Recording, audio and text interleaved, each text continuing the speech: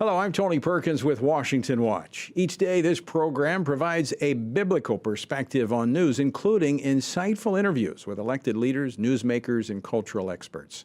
I want to thank you for joining us today. We have a great program coming up, but first, here are some headlines from our friends with FISM News.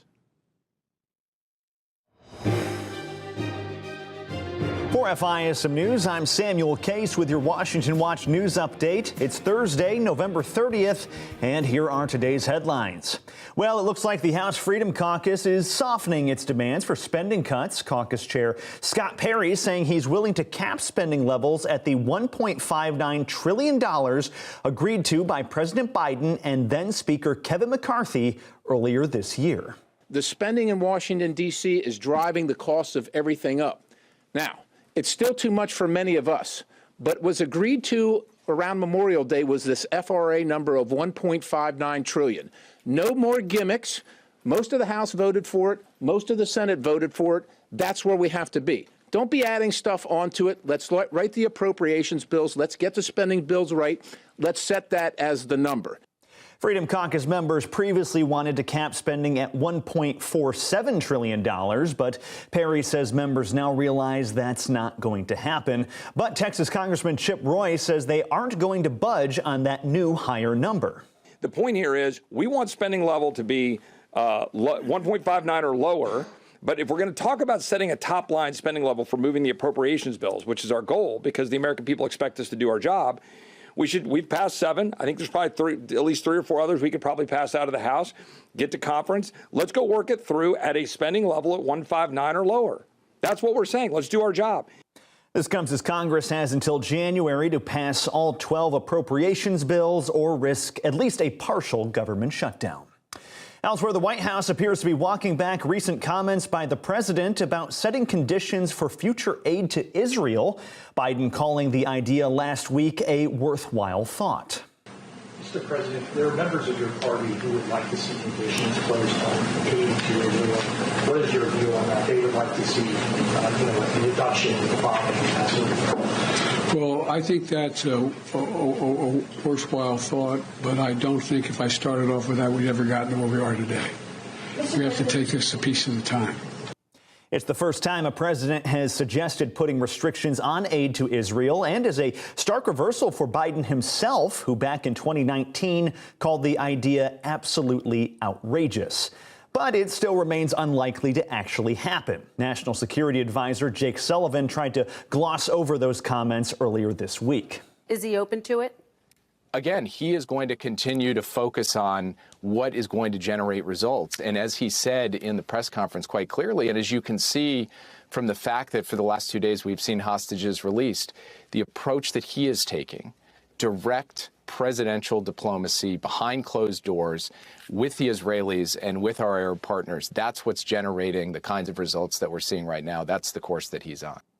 One anonymous White House official tells Politico conditions to aid is not something the administration is currently pursuing. And speaking of Israel, Israel and Hamas agreed to extend a temporary ceasefire for a 7th day, only minutes before it was set to expire last night. At least 2 more hostages have been released since that time, and ahead of the extension, Hamas released 10 Israeli citizens, including a 49-year-old American with dual citizenship, along with 4 Thai nationals. The truce has resulted in the return of 70 Israelis in exchange for the release of 210 Palestinian prisoners from Israel. 161 hostages still remain trapped in Gaza. And finally, former U.S. Secretary of State Henry Kissinger died yesterday at the age of 100 years old. He served under the Nixon and Ford administrations and was instrumental in the U.S. withdrawal from Vietnam and in forging ties with China. And with that, those are today's headlines from FISM News. Once again, I'm Samuel Case, and as always, you can catch our full show tonight, 5 p.m. Eastern Time on our website. It's fismnews.tv, fismnews.tv. And with all that, stay tuned for Washington Watch with Tony Perkins. Once again, I'm Samuel Case, and I will see you again tomorrow on Friday with more news coverage. Catch you then.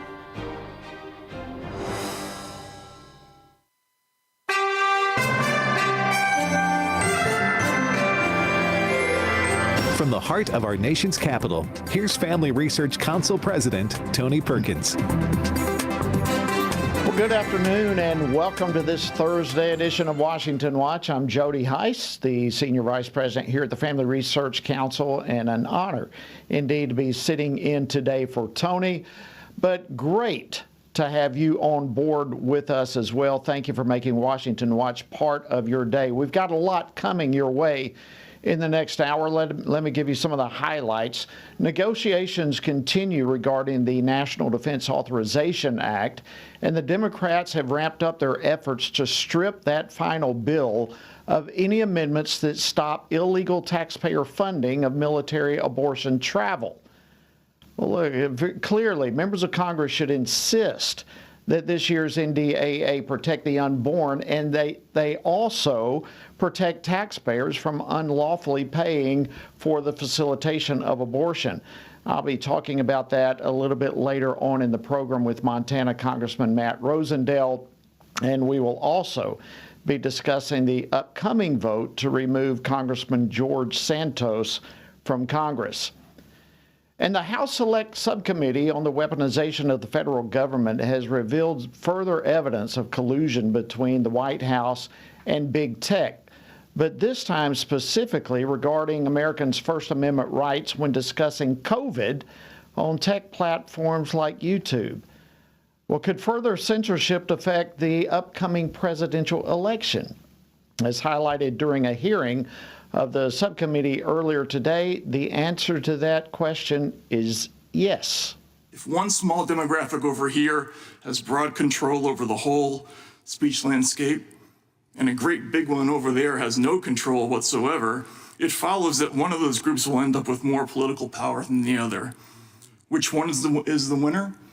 To paraphrase our Glasser, it probably ain't yours. Wow, powerful statement. That was journalist Matt Taibbi testifying earlier today. And Tom Fitton, president of Judicial Watch, will be joining me here in just a few moments to discuss these latest revelations. And speaking of the upcoming election, could Democrats use another pandemic scare to further affect their attempts to erode election integrity? Another powerful question. I'll ask J. Christian Adams, president of the Public Interest Legal Foundation, about that as the program unfolds. And anti-Israel / pro-Hamas rioters chose an interesting tactic to draw people to their side last night in New York City. They tried to spoil the annual lighting of the Christmas tree in Rockefeller Center. And it's just simply becoming more and more apparent that the left's nihilistic hatred of God and religion does not end with anti-Semitism. Dr. Albert Mohler will be joining me a little bit later on in the program to discuss how we should respond to the left's further attacks on religion. So, friends, we've got a lot to unpack for you in today's program.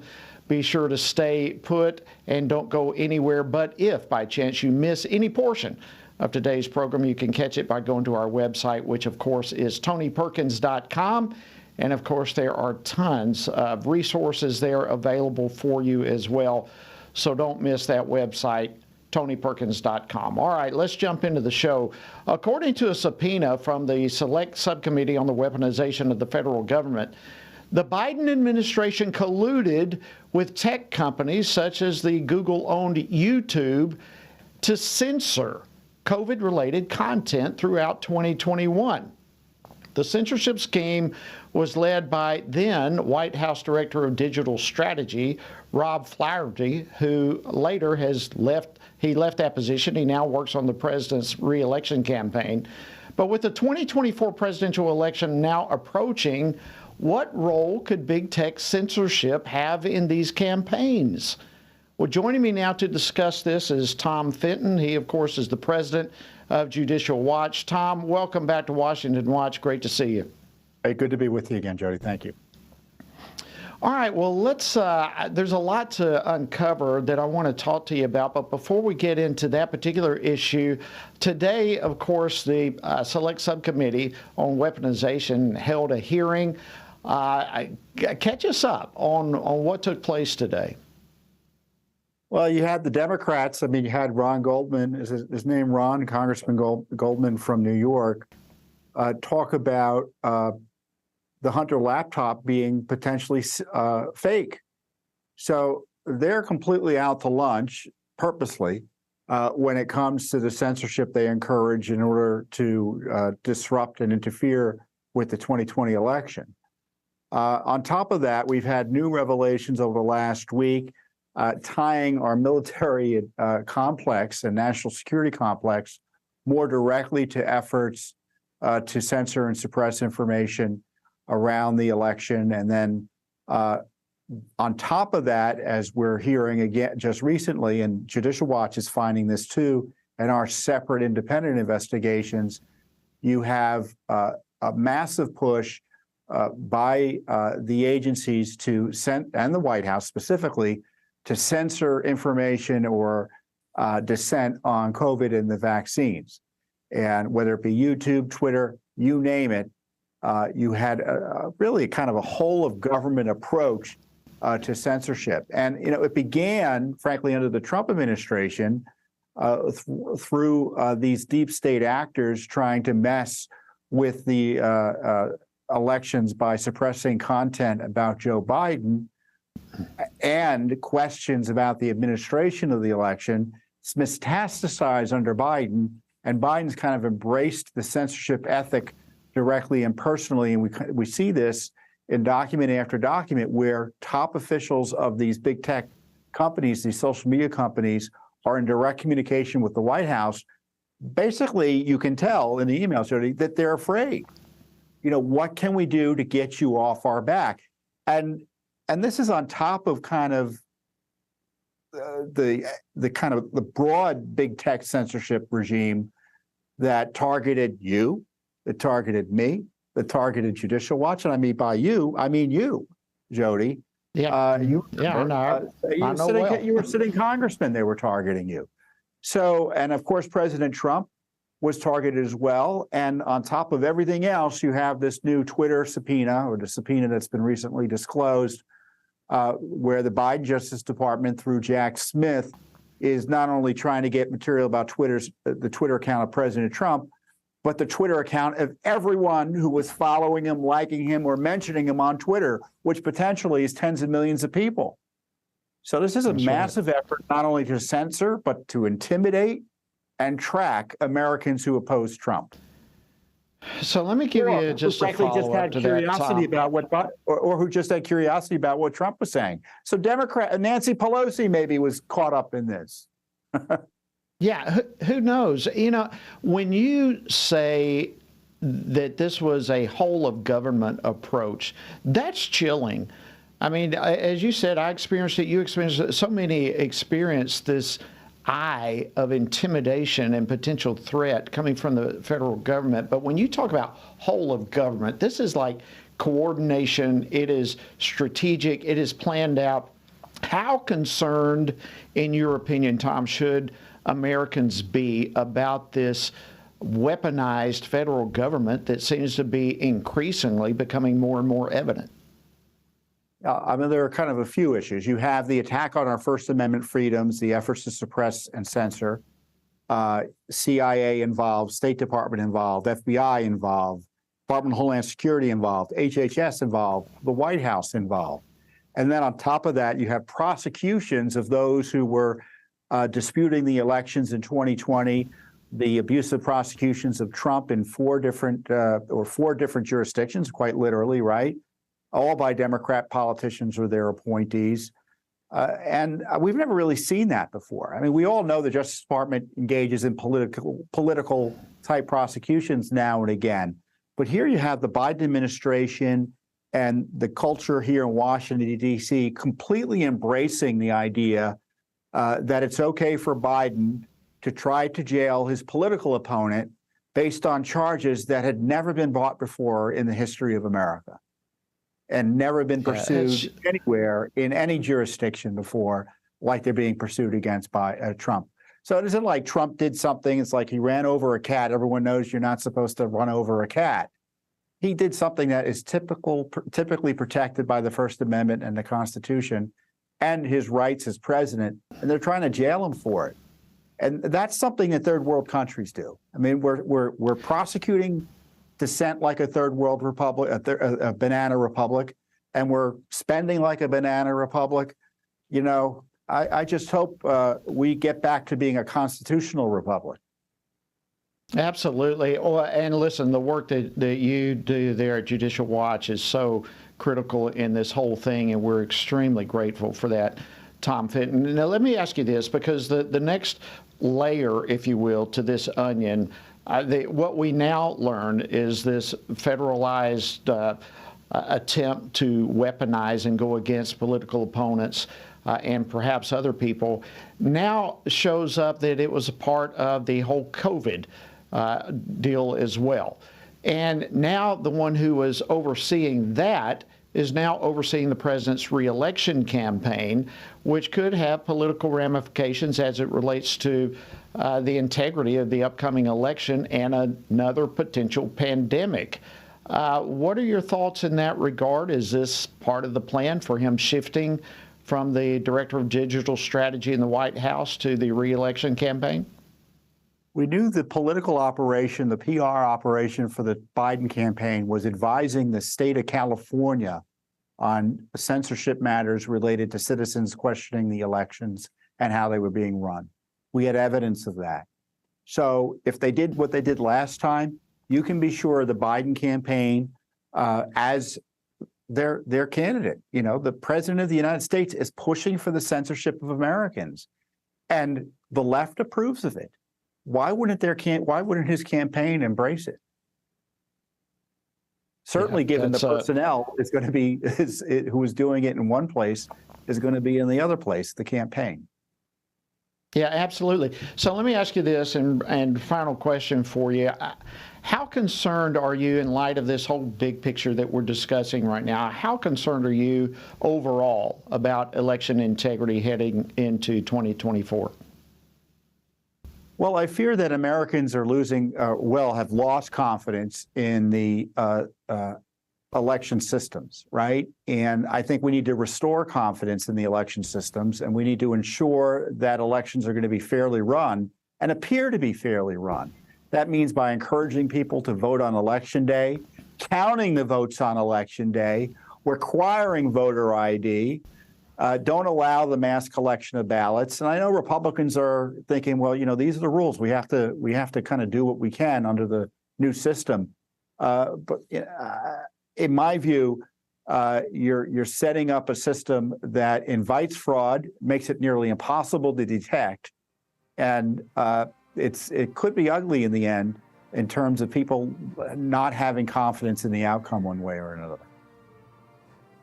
Tom Fitton, president of Judicial Watch, I could not agree with you more. Thank you so much for bringing this latest information on what's happening with a weaponized government. God bless you. Thanks for joining us on Washington Watch. Thank you, Jody. Good to be with you. Thank you. Thank you so much.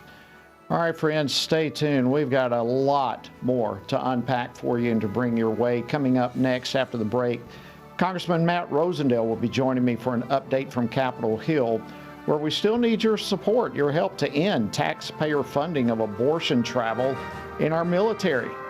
Much to discuss with him, and we'll do so right after this break, so stay tuned.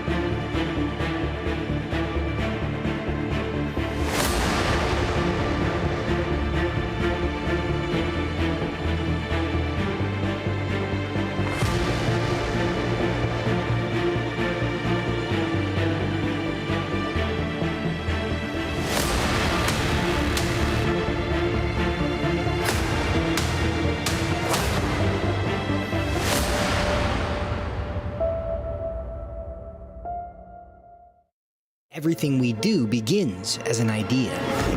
Before there can be acts of courage, there must be the belief that some things are worth sacrificing for. Before there can be marriage, there is the idea that man should not be alone. Before there was freedom, there was the idea that individuals are created equal. It's true that all ideas have consequences, but we're less aware that all consequences are the fruit of ideas.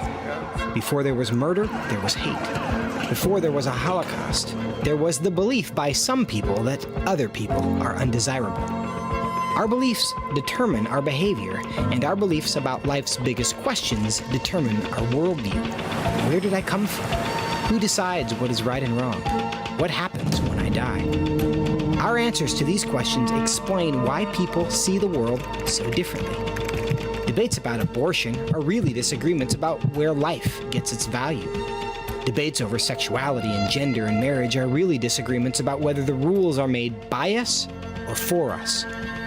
What we think of as political debates are often much more than that. They're disagreements about the purpose of our lives and the source of truth. As Christians, our goal must be to think biblically about everything. Our goal is to help you see beyond red and blue, left and right, to see the battle of ideas at the root of it all. Our goal is to equip Christians with a biblical worldview and help them advance and defend the faith in their families, communities, and the public square. Cultural renewal doesn't begin with campaigns and elections. It begins with individuals turning from lies to truth. But that won't happen if people can't recognize a lie and don't believe truth exists. We want to help you see the spiritual war behind the political war, the truth claims behind the press release, and the forest from the trees.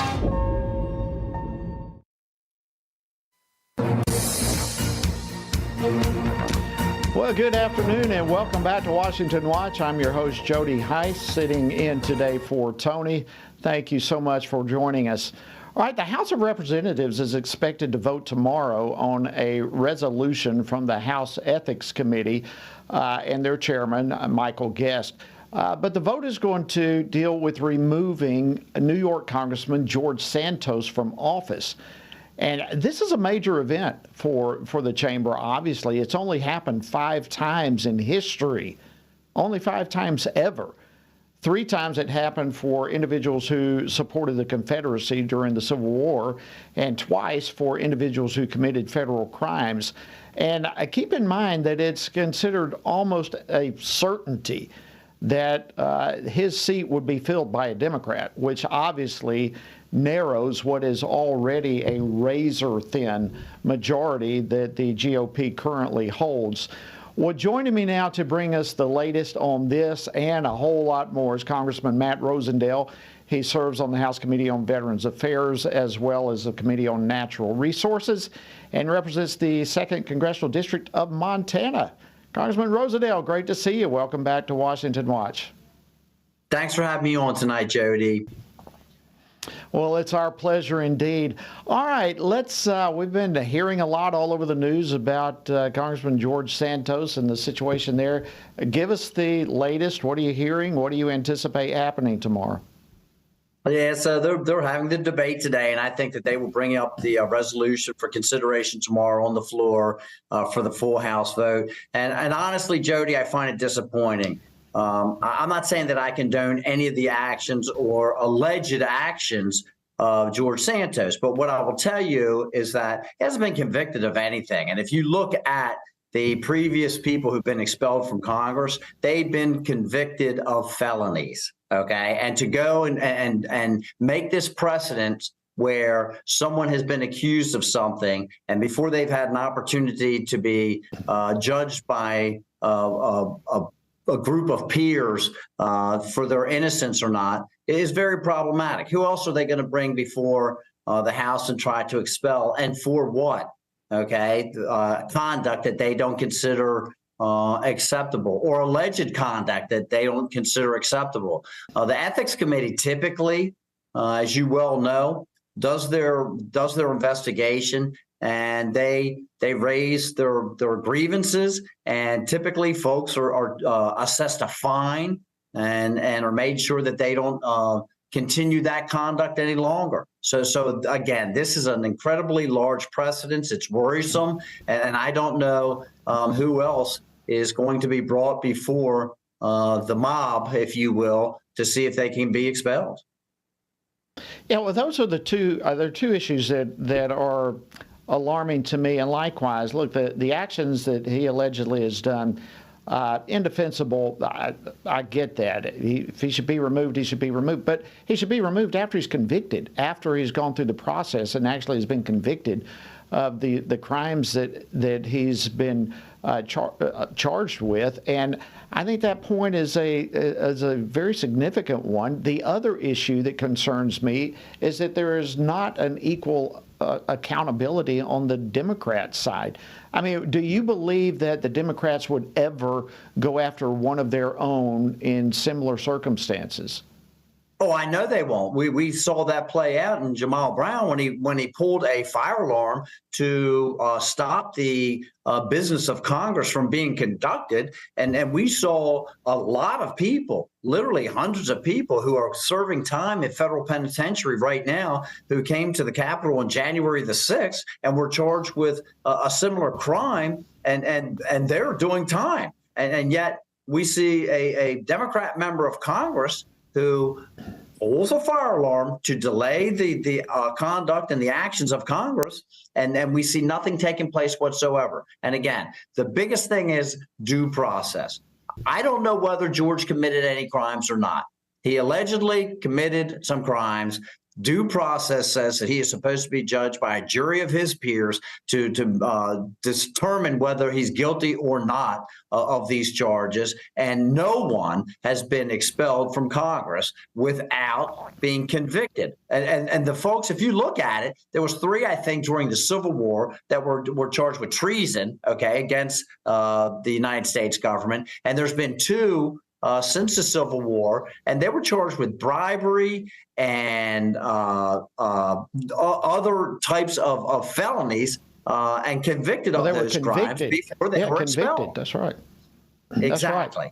Right. All right. We've only got a couple of minutes left. If I can quickly shift gears to the National Defense Authorization Act. Of course, we're watching closely Senate Democrats and their push to try to remove the Jackson-Roy amendment that rolls back the Pentagon's illegal abortion travel policy. You also have an amendment in that regarding not using tax dollars for gender reassignment surgery. What's the latest on the NDAA? What's going to happen here? So I've got grave concerns about that, Jody. I will tell you, it's my understanding that that's being discussed by the 4 corners. So the leadership in both chambers and both parties, and this is supposed to go to a conference so that the members can work this out. I will tell you that it came out of the House with some really, really good language. Was the first time ever I am told that it was able to get passed with all Republican votes, because we did strip out all of the provisions from the NDAA that do not direct or are not directed at investing in making our military the most effective fighting force on earth. And so if they pull those provisions out, if they reinsert language that allows for taxpayers' dollars to be used for abortions and transgender surgeries and other woke type policies, then it's the likelihood of it having the Republican support here in the House is thin to none.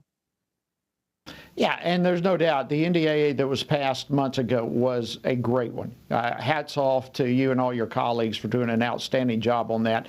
And we just got to get it across the finish line. How important is it now for people to call their members? And we've only got a few seconds, but in fact, I want to give out the switchboard number.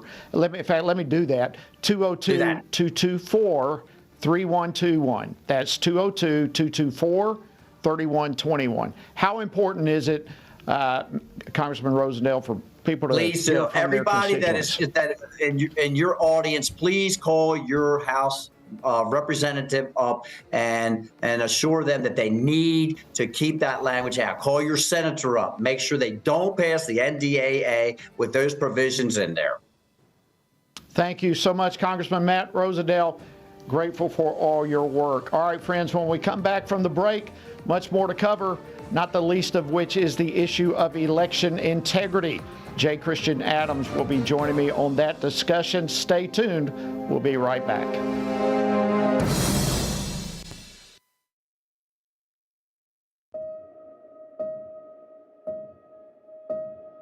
All of us are born with the desire to find truth and meaning. Where did I come from? What happens when I die? While our answers to these questions may divide us, we are united in our need for the freedom to answer life's biggest questions and make life's biggest decisions for ourselves. That's why religious freedom matters for everyone. Religious freedom matters because the powerful have long wanted to control those who are less powerful. Religious freedom matters because the freedom of those who are different is often threatened by those who believe different is dangerous. Leah Sheribu, a Christian teenager in Nigeria, remains a captive of Boko Haram for her refusal to renounce her Christian faith. Chinese pastor Wang Yi is serving a 9-year sentence for speaking publicly against the Chinese government. All of this because people in power decided different is dangerous. At the Center for Religious Liberty at Family Research Council, we promote religious freedom for everyone because the only alternative is religious freedom for no one. We encourage Americans and the American government to engage and advocate for the persecuted, and they do. We work every day to bring good news to the afflicted, to proclaim liberty to captives and freedom to prisoners. We do it because that's what Jesus does. We work to give freedom to others because we ourselves have been set free.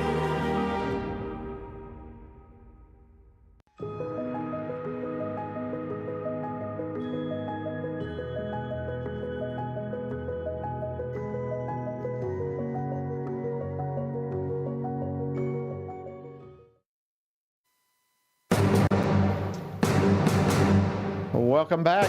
Thank you so much for joining us today on Washington Watch. I'm your host, Jody Heiss. Glad to be sitting in today for Tony. All right, Chinese officials recently reacted to a wave of respiratory illnesses in Beijing by urging local residents to limit their movement and interactions. Now, earlier in the program, just a little while ago, I talked about the Biden administration's heavy hand on collusion with tech companies like Google to censor Americans' First Amendment rights when discussing the COVID pandemic. Well, obviously, 2024 is another election year, and the legacy media is more than happy to keep Americans in fear. And the left won't hesitate to capitalize on this. So with the likelihood that we could at least see another election time epidemic emerge as we get closer to November's elections, could we see a repeat of the high jinx, if you will, from 2020? Well, joining me now to discuss this is J. Christian Adams. He's the president of the Public Interest Legal Foundation. J. Christian, welcome back to Washington Watch. Great to have you. Thanks for having me. All right, let's, if we can, let's look at the big picture first. Well, first, it's amazing to me that we have viruses now that are so smart that they appear every election cycle. But kind of that aside, how much of a repeat of the 2020 could we see from the left as a spike in this new respiratory illness seems to be showing its head right now in China? Let's rehash 2020. They used COVID as a reason to break down all of the safeguards, all of the guardrails we had in place for our elections, like witness signature verification on absentee ballots, voting in person, which is safer than voting by mail. All of these safeguards we had were broken down because of COVID. I was in court listening to judges signing orders, signing off on dissolving the laws. Can they do it again in 2024? I don't think so, because First of all, there's lots of folks out there like the Public Interest Legal Foundation and other groups that are very ready to intervene in these cases, to fight back, to not make the same mistakes that conservatives made 4 years ago and get caught flat-footed, which is what happened. So I think a lot of also improvements have been made at the state level as far as the election process goes. New state laws are in place. So I'm optimistic, guardedly optimistic, that it won't happen again. I cannot tell you how thrilled I am to hear that. Because we still hear a lot of naysayers, and rightfully so to some extent. People have lost some confidence in the election process. But as we're moving into this upcoming election, it is critical for people to have the confidence that their votes are going to count. And you just expressed great optimism and confidence that you have due to new laws and more eyeballs, more feet on the ground to make sure that we have election integrity. Let me ask you this, because one of the issues, one of the areas of chaos caused by the 2020 that came about was the number of days after Election Day that it took for results to come in. And when that happens, of course, people lose confidence. What's your take on that? It's a bad problem, Jody. For example, in Florida, we knew who won on election night because they have a variety of things that are in place. We did a whole report on why Florida went from worst to first. They were worst in 2000. Now they're first in 2020. But there's other states that count ballots for weeks. And in some places, like North Dakota, where our organization is suing in North Dakota to stop the collection of ballots for 2 weeks. In previous North Dakota elections, the ballots came in even without postmarks. Now, you might say, why North Dakota doesn't matter? Look, there's a federal law in place. The federal law says Election Day, and we're trying to find what that means in the courts. And North Dakota has one of the most extreme multi-week periods to collect ballots after the election. So we brought a federal lawsuit in North Dakota. Other groups have tried in other places like Illinois. We're trying to get some clarity because I think that endless elections are corrosive to confidence in the system, and that's why there has to be clarity on what does Election Day mean. It shouldn't mean Election Day and then 2 extra periods of overtime. Yeah, absolutely. I could not agree with you more. When we have these prolonged elections with uncertainty as to the results and the outcomes, that does undermine confidence of the voters and the entire electoral system. And it's corrosive to our entire nation and our election process. Listen, I wish we had more time to go over more and more of this. Give me your last thoughts, if you would, about this upcoming election. What can people do to be more engaged and to be a part of the solution? Well, of course, the best thing anybody could do is become a poll official. Counties everywhere around the country need people to serve as poll officials. It's no fun. It's all day. It's kind of like sitting in a deer stand from, sunrise to sunset. And, sometimes it's not easy. But if you are an election official, you can volunteer to do it. Sometimes you get paid. You will learn about the process and you'll help safeguard the process. Thank you so much, Jay. Christian Adams, president of the Public Interest Legal Foundation. This is a fascinating topic and one that we have to stay on top of, both from what's coming, but also from our involvement. We must secure election integrity. Thank you so much for the role that you are doing with that, and thank you for joining us on Washington Watch. Thanks for having me. You bet. All right, friends, stay tuned. We've got much more coming your way here on Washington Watch following the break. Dr. Albert Mohler will be joining me not only about anti-Semitism, but how it directly is coming your way and my way as people of faith. Stay tuned. We'll be right back.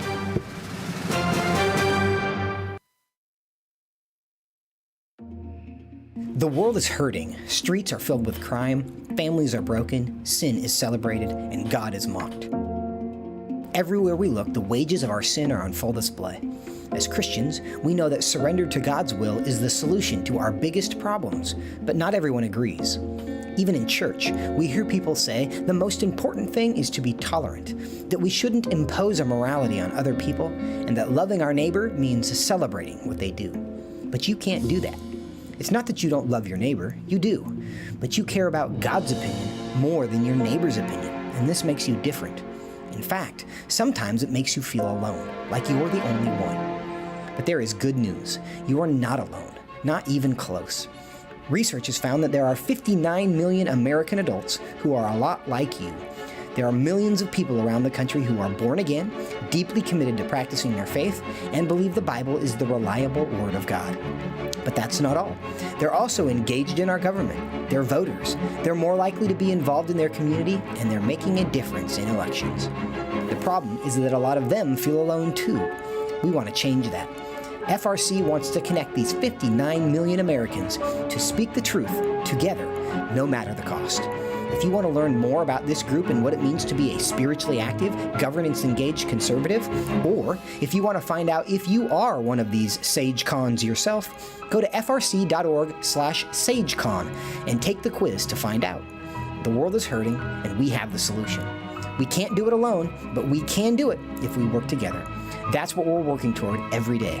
Join us. Go to frc.org/SAGECON, SageCon, to learn more. That's SAGECON, SageCon, to learn more. I'm often asked by people, Tony, how do you stay encouraged? How do you deal with all of the stuff in Washington, D.C., the negative policies that are attacking our faith, our family, and our freedoms? Well, you want me to let you in on the secret? It's called the Word of God. And that is why the Family Research Council embarked on Stand on the Word, a 2-year journey through the Bible. It's a chronological Bible reading plan with just 10 to 15 minutes a day. In 2 years, you will have covered the entire Bible. And to go along with this, Monday through Friday, I do a morning devotional that goes along with the reading of the day. It's all designed to encourage you on this journey because the Word of God, as the psalmist said, in my affliction, here's my comfort. Your Word gives me life. That is our source of strength. To find out more, go to TonyPerkins.com or frc.org/Bible. And I invite you to join me every morning for our Stand on the Word Bible devotion.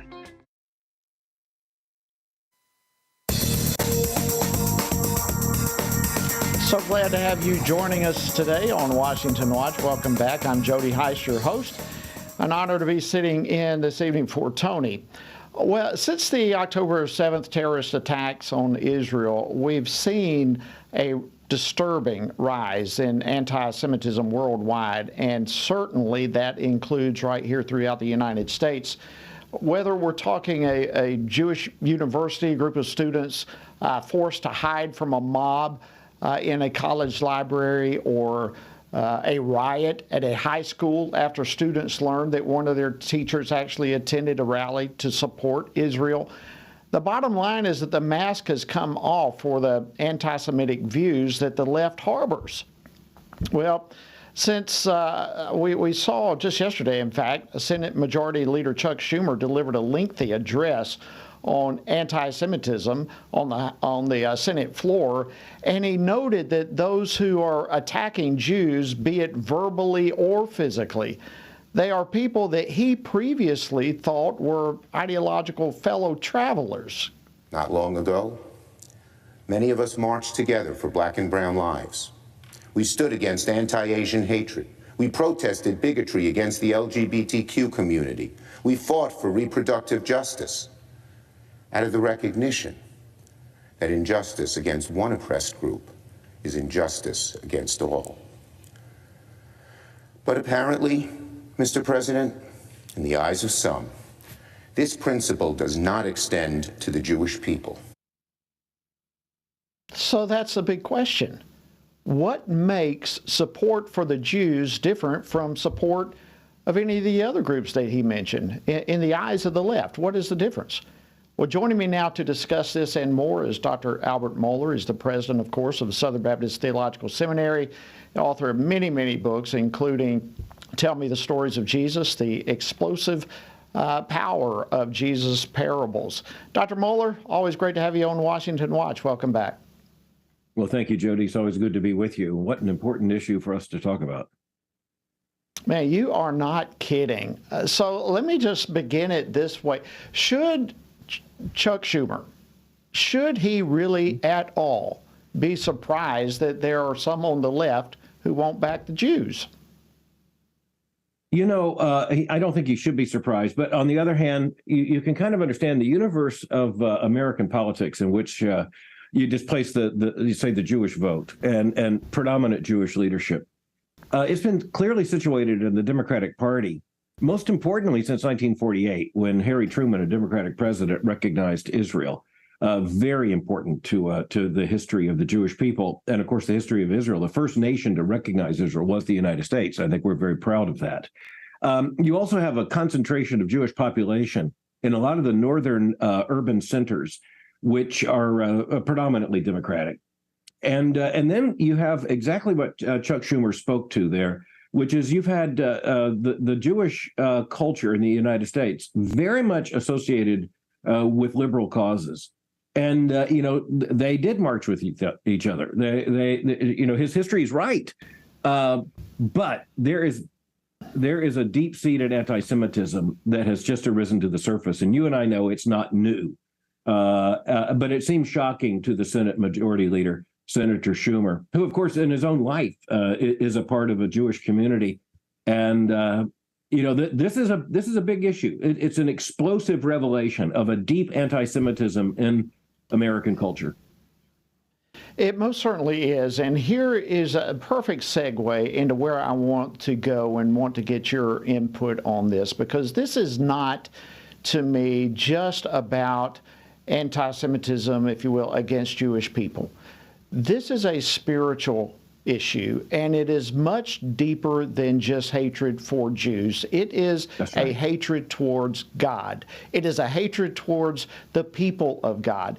And this is not going to end, in my opinion, with anti-Semitic behavior towards the Jews. It is going to go from there to expressions of hostility and hatred to people of faith, period. I mean, we saw this reaction to Mike Johnson as Speaker of the House most recently. Give me your take on this movement that it is a hatred towards God that's going to have broader expressions as this movement continues.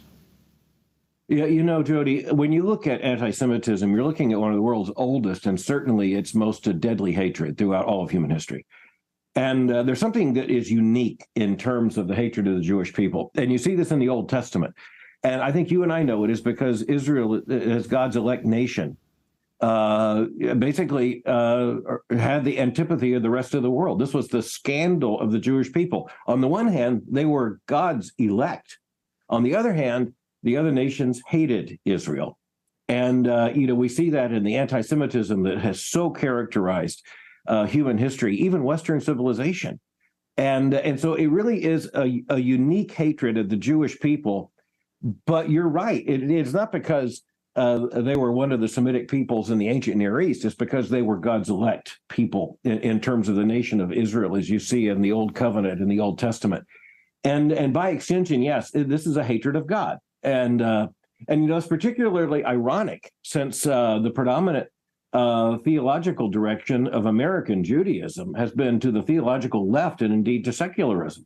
And so, there are a lot of ironies here, but I think it's a deep-seated antipathy to Israel and by the way, they claim their identity as the chosen people. Well, that you can see is the enmity of the world in mirror image.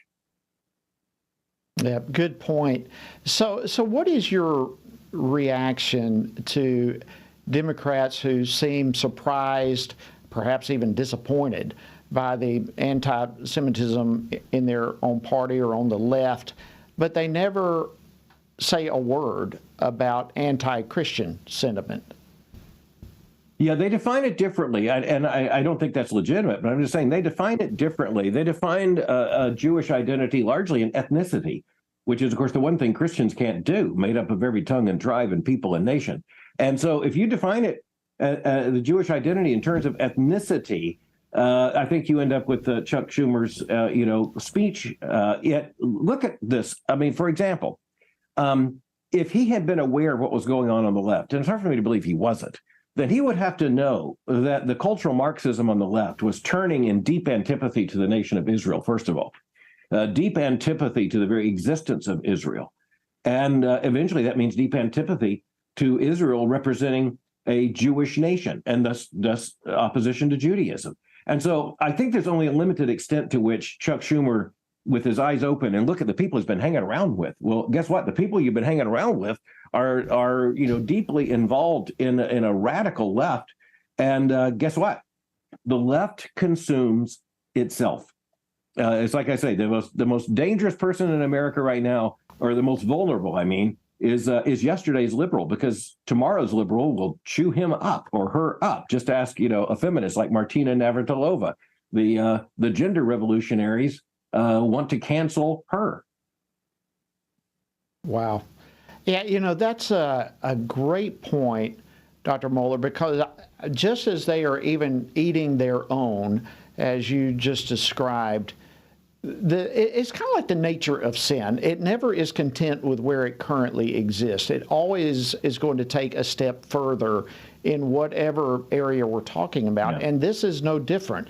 This is not simply going to be, if it's allowed, if it's not addressed, if it's allowed to run rampant, it will express itself in other areas, as we're already seeing, as you just described. That's right. But what do you think about this being a springboard? I wanted to get some clips, and I wasn't able to grab one, of Democrats going after Russ Vought, for instance. Bernie Sanders basically told him in the hearing, you have no right to be involved in politics because of your Christian faith. I mean, is the movement we're currently seeing, in your opinion, going to be a springboard towards more hostility to people of faith in general? Well, I think that's certainly true. And I think you look at the opposition to the new Speaker of the House, Mike Johnson, you look at exactly what you talked about, for instance, Russ Vought being interrogated by Bernie Sanders. And by the way, just understand the irony of that, given the fact we're talking about anti-Semitism.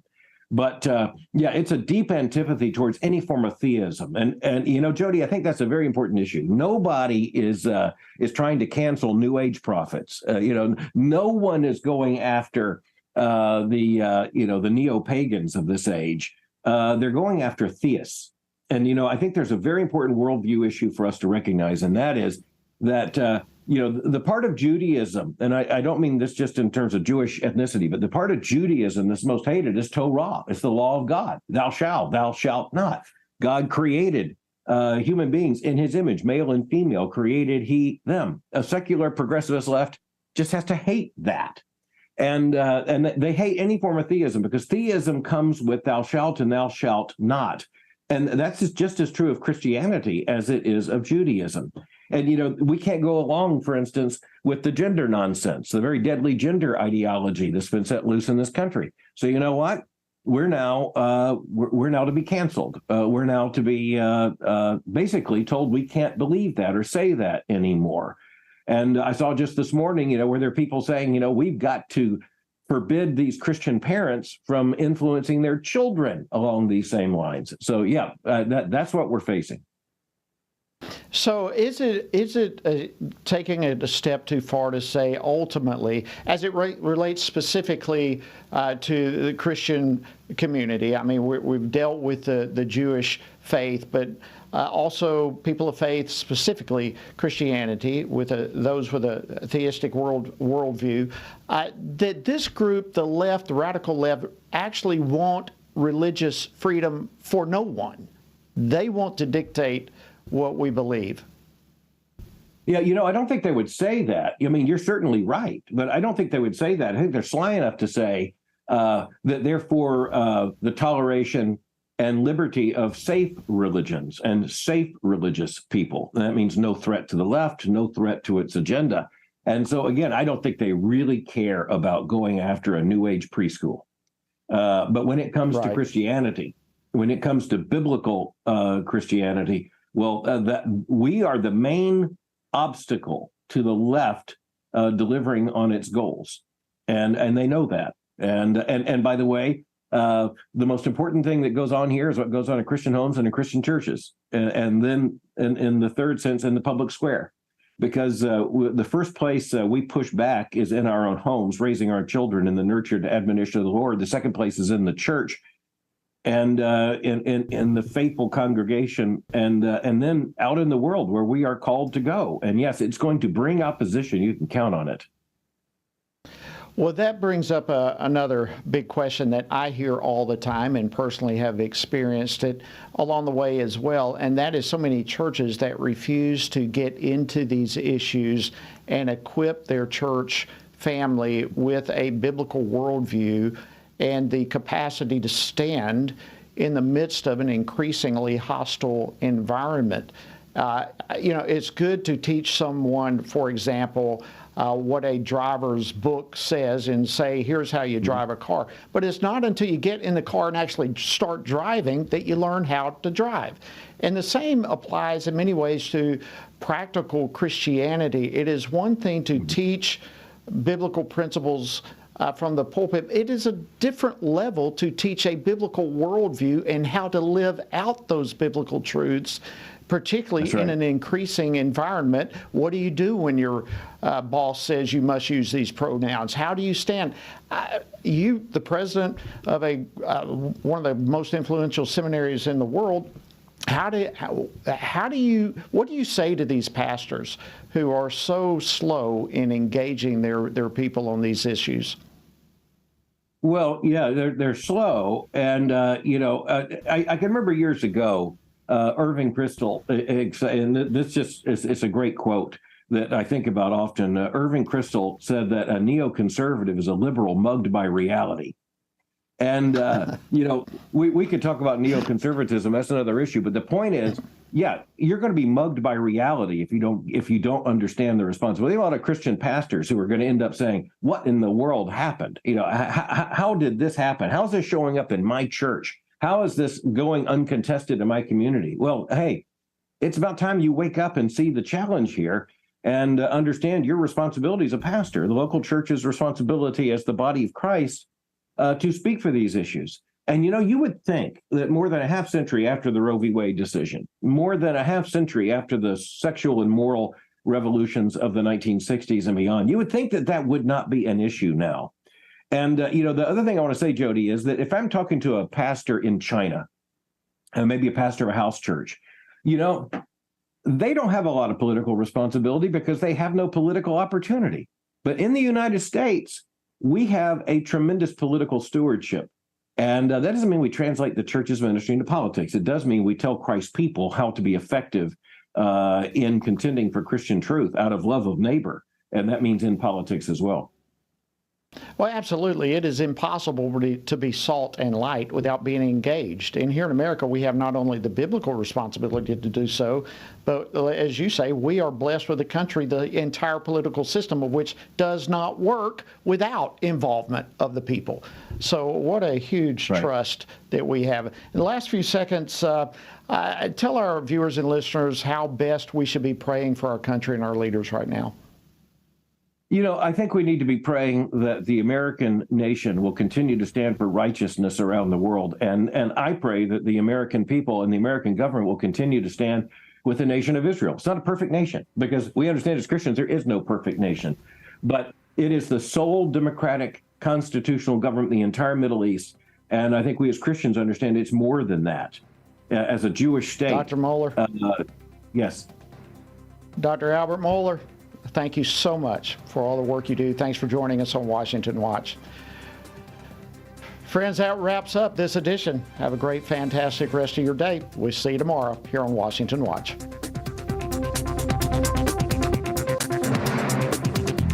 Washington Watch with Tony Perkins is brought to you by Family Research Council and is entirely listener-supported. Portions of the show discussing candidates are brought to you by Family Research Council Action. For more information on anything you've heard today, or to find out how you can partner with us in our ongoing efforts to promote faith, family, and freedom, visit TonyPerkins.com. Also, to leave a comment about Washington Watch, call our watch line at 1-866-372-7234. That's 1-866-372-7234. 372-7234.